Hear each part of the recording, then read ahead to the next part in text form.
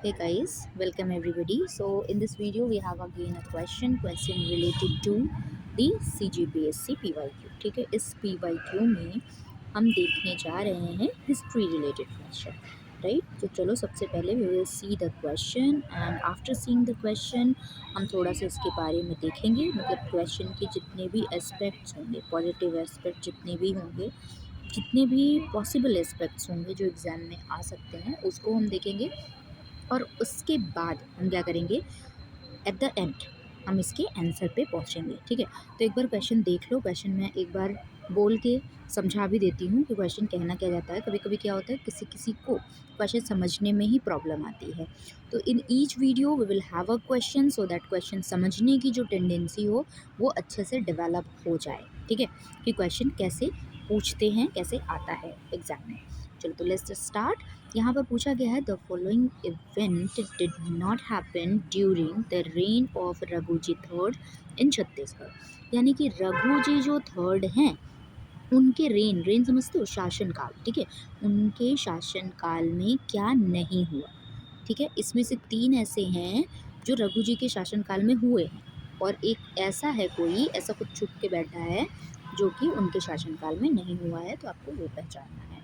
ठीक, चलो तो यहाँ पर क्या, पहला एराडिक्शन ऑफ सती सिस्टम। क्या सती सिस्टम उन्मूलन बोलते हैं एराडिक्शन को। ठीक है, क्या सती सिस्टम ख़त्म हुआ था उनके टाइम पे। दूसरा, द रिवोल्ट ऑफ गोंड। क्या गोंड किंग का आक्रमण हुआ था उनके टाइम पे। क्या ह्यूमन सेक्रीफाइस बैन हुए थे। क्या मानव हत्या, एक तरीके से आप कह सकते हो मानव बलि, बंद हुई थी।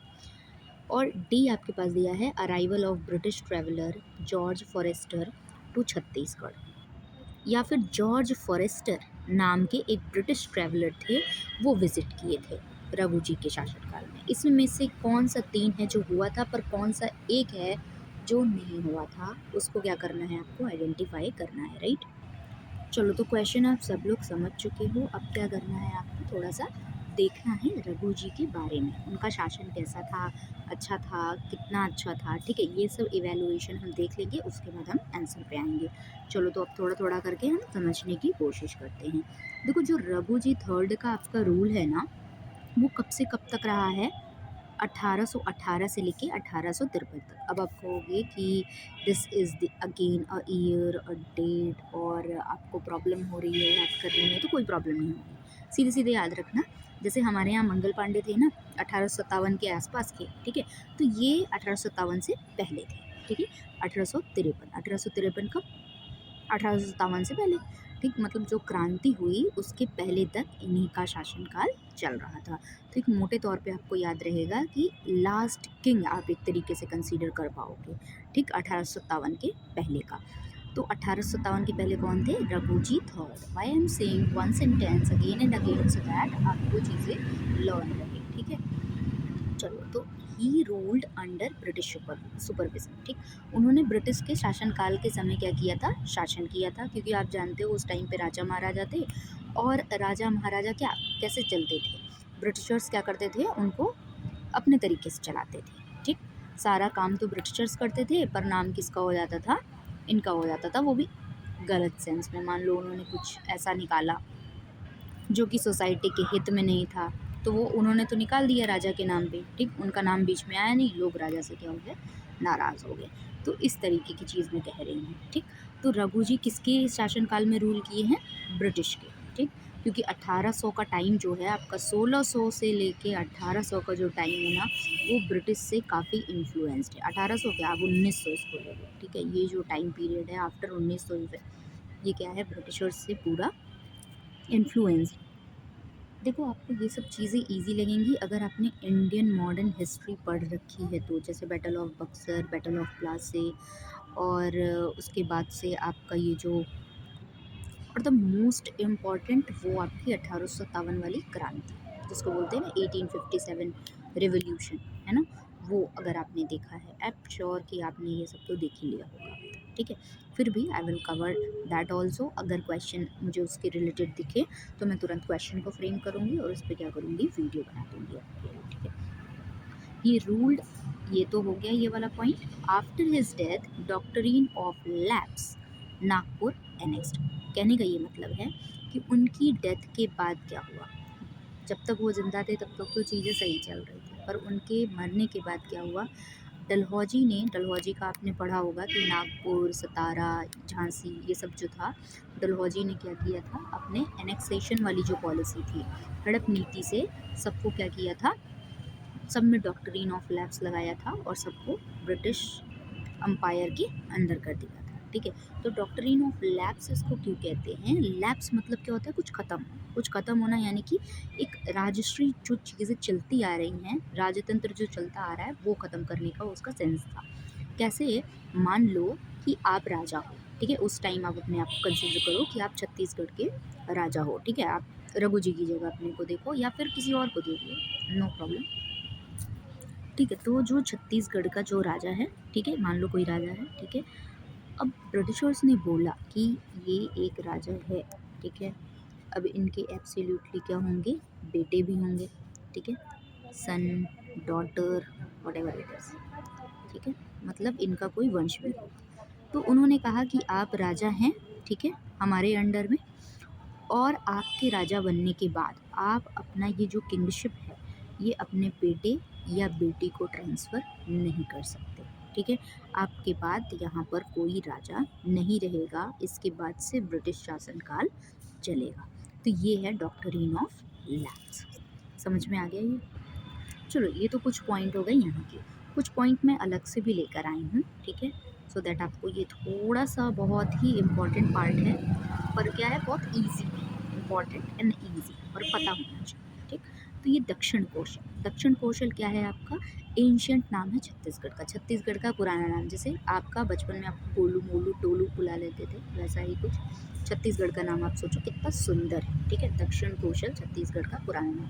हर स्टेट का पुराना नाम होता है, ठीक है, मैक्सिमम आपको देखने को मिलेगा कि ब्रिटिश शासनकाल से पहले जो नाम थे वो अलग अलग थे, जैसे कि आप देखते हो यूपी का नाम यूनाइटेड प्रोविंस था, और उसके बाद वो मद्रास चेन्नई वाला देखते हो, तो इसी तरह ये क्या है, छत्तीसगढ़ का एंशियंट नाम क्या है, दक्षिण कौशल है, और इसकी राजधानी क्या थी, सिरपुर या फिर श्रीपुर भी बोला जाता था। अब श्रीपुर थोड़ा थोड़ा क्या होता है ना कि बोलते थोड़ा सा डिफ्रेंशिएट हो जाता है, प्रोनाउंसिएशन जो होता है थोड़ा पहले वाले से डिफ़र हो जाता है, तो ये क्या हो गया, श्रीपुर से सिरपुर हो गया, ठीक। और सिरपुर अभी भी बहुत इंपॉर्टेंट है, क्योंकि शैविज़्म और बुद्धिज़्म के लिए ना उसको इम्पॉर्टेंट सेंटर कंसिडर करते हैं, ठीक, इसलिए भी शिवपुर क्या है, इम्पॉर्टेंट है। फेमस रूलर यहाँ का कौन रहा है, तो फेमस राजा कौन रहा है, महाशिवगुप्ता। कौन है, महाशिवगुप्ता बालार्जुन। महाशिवगुप्ता बालार्जुन दक्षिण कौशल के क्या थे, फेमस राजा थे, ठीक है। अब एक और इम्पॉर्टेंट पॉइंट जो बार बार आता है, ठीक है, इसके बारे में अपने एंड पे भी आप देखना थोड़ा सा, यहाँ पर है कलचुरी डायनेस्टी, ठीक है। कलचुरी डायनेस्टी के बारे में क्या है कि बहुत सारे क्वेश्चंस जो हैं बार बार पूछे जाते हैं। तो कलचुरी डायनेस्टी किधर है, अभी तो आपको ये याद रखना है कि रतनपुर के पास है। कलचुरी डायनेस्टी किधर है का सेंस इन दी की मतलब है, मतलब ताकि आप उस प्रेजेंट में अपने आप को जी के देखो, ठीक। तो रतनपुर वाला जो एरिया है वहाँ पर कौन रहती थी, कलचुरी डायनेस्टी रहती थी, ठीक है। कलचुरी डायनेस्टी बहुत ही फेमस डायनेस्टी है यहाँ की, यहाँ पर बहुत सारे जो हैं मंदिर वगैरह बनाए गए हैं कलचुरी डायनेस्टी के टाइम पे, ठीक है। रघुजी थर्ड भोसले, ठीक है, यहाँ पर आपने देखा होगा भोसले होते थे और होलकर होते थे, सिंधिया होते थे, ठीक है। भोसले कहाँ के थे, नागपुर के थे। भोसले कहाँ के थे, नागपुर के थे, तो इसलिए नागपुर वाला एरिया रघु जी की डेथ के बाद क्या कर लिया गया, एनेक्स्ड कर लिया, ठीक। 1818 से लेकर 1853, अगेन आई एम रिपीटिंग कि ये वाला जो डेटा है ये बार बार पूछा जाता है, ठीक है। 1853 आपको याद रखना है, इनकी डेथ के बाद ही एनेक्सेशन हुआ है, इसलिए ये इम्पोर्टेंट हो जाता है आपका। मैंने दोबारा यहाँ पर इसको क्लियर कर दिया है आपको फिर से, और एक रिवीजन भी हो गया है आपका। अब यहाँ पे कुछ और जो राजाओं के नाम हैं जो कि आपको थोड़ा सा ध्यान में रखना है, ठीक है, क्योंकि ये एक्सट्रीमली इम्पॉर्टेंट है, आ सकता है, जानते हो, ठीक। यहाँ पर क्या है, एक वीर नारायण सिंह, आपने देख लिया 1853 में, तो लेकिन 1857 की क्रांति में कौन फेमस था, अपने यहाँ कौन फेमस है बहुत 1857 की क्रांति के लिए, मंगल पांडे, है ना। फिर 1857 की क्रांति में आप देखते हो कि झांसी की रानी भी हैं, और भी बहुत सारे फेमस लीडर हैं इंडिया के, लेकिन आप जो कि छत्तीसगढ़ का पेपर देने जा रहे हो तो आपके लिए छत्तीसगढ़ में कौन इम्पोर्टेंट था वो देखना ज़रूरी हो जाता है। तो यहाँ पर कौन इम्पोर्टेंट है? वीर नारायण सिंह। ठीक है, वीर नारायण सिंह जो हैं 1857 के रिवॉल्ट में आपको देखने को मिलते हैं, और ये क्या थे? सोनाखन ज़मींदार थे। ठीक है, सोनाखन के ज़मींदार थे, और 1857 के रिवॉल्ट में वीर नारायण सिंह का नाम आता है। ठीक है, ये प्रथम जो थे स्वतंत्रता संग्रामी भी थे, उसके बाद प्रथम वो भी थे कि जो शहीद हुए थे अपने देश के लिए। 1857 की क्रांति पहली ही क्रांति मानी जाती है, इसलिए इनको भी प्रथम माना जाता है। तो Veer Narayan Singh, again I am saying important and a very very very famous personality in Chhattisgarh. ठीक है, वीर नारायण सिंह का नाम आपको क्या रखना है? याद रखना है।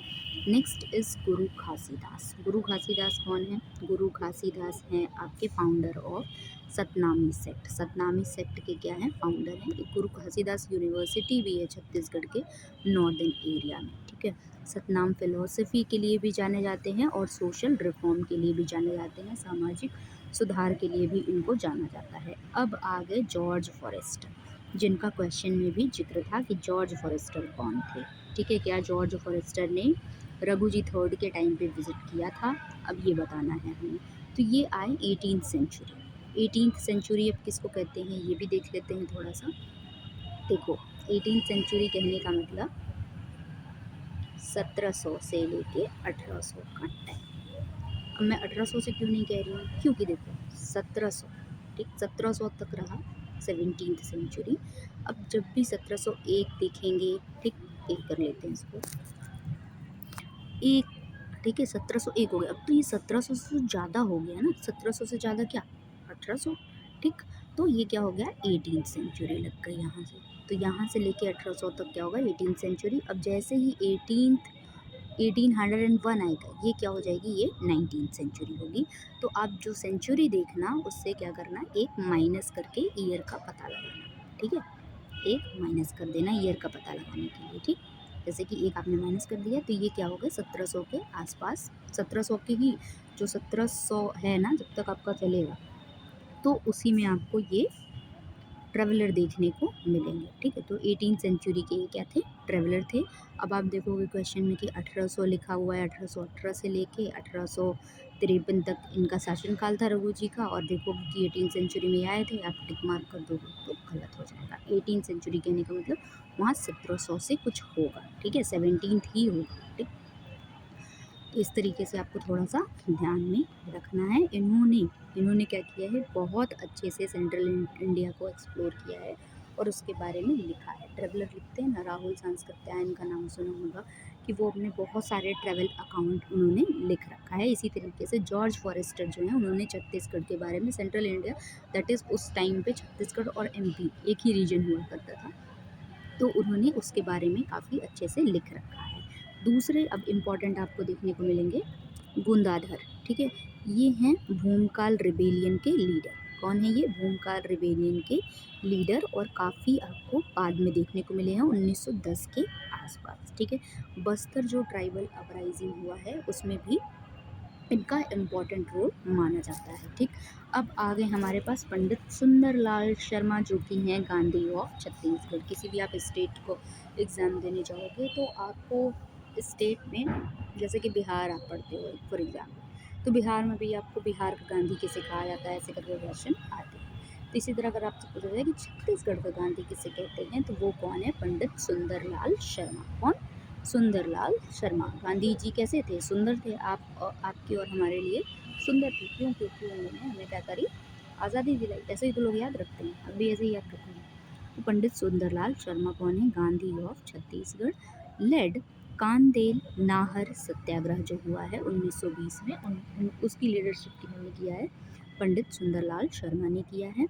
ब्रॉट गांधी टू रायपुर, ये क्या किए हैं? गांधी को रायपुर में लेकर आए हैं। ऐसे ही एग्ज़ाम में, जो बीपीएससी वाला एग्ज़ाम होता है, उसमें पूछा जाता है कि गांधी जी को बिहार में किसने लेकर आया। ठीक है, तो वो भी इम्पॉर्टेंट क्वेश्चन है। हालांकि थोड़ा सा पुराने पैटर्न पे है ये, बट स्टिल जो आपके वो वाले होते हैं, क्या बोलते हैं इसको, स्टेटमेंट बेस्ड क्वेश्चन, उसमें आ सकता है ये अभी भी। इस तरीके से ये इम्पॉर्टेंट हो जाता है। अब आ गए ठाकुर प्यारे लाल सिंह हमारे पास।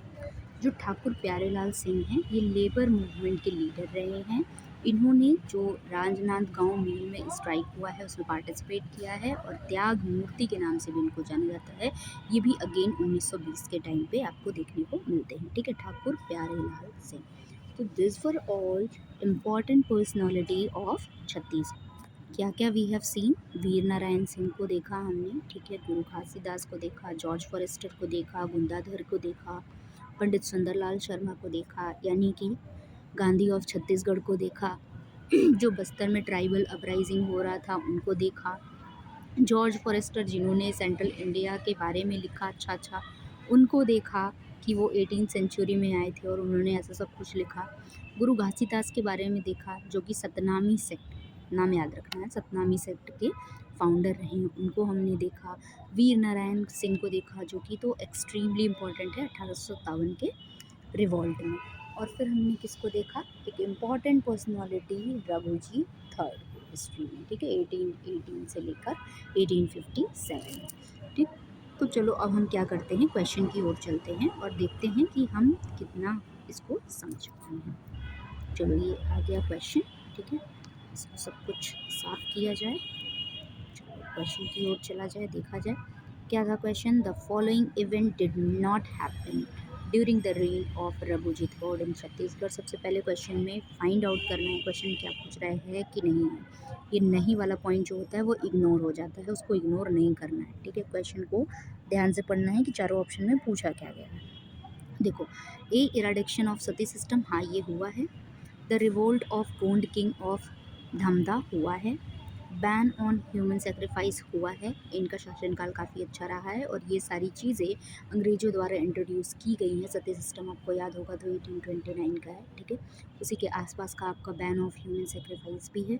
तो इसलिए क्या है ये इम्पॉर्टेंट, ये दोनों फीचर तो ऐसा ही हो गया कि ब्रिटिशर्स के अंदर सुपरविज़न में ही रघुजी रूल करते थे, तो उनके भी जो क्या बोलते हैं टेरिटरी है वहाँ पर भी ये चीज़ें क्या होती हैं, लागू होती हैं। तो ये दोनों तो आप ऐसे ही अलग कर लोगे अगर आपको इतनी बातें पता है। रिवॉल्ट गोंड किंग का हुआ था, यस हुआ था। The arrival of British traveller George Forester to Chhattisgarh कब हुआ है, ये इनका शासनकाल रहा है 1818 से लेकर 1853 तक।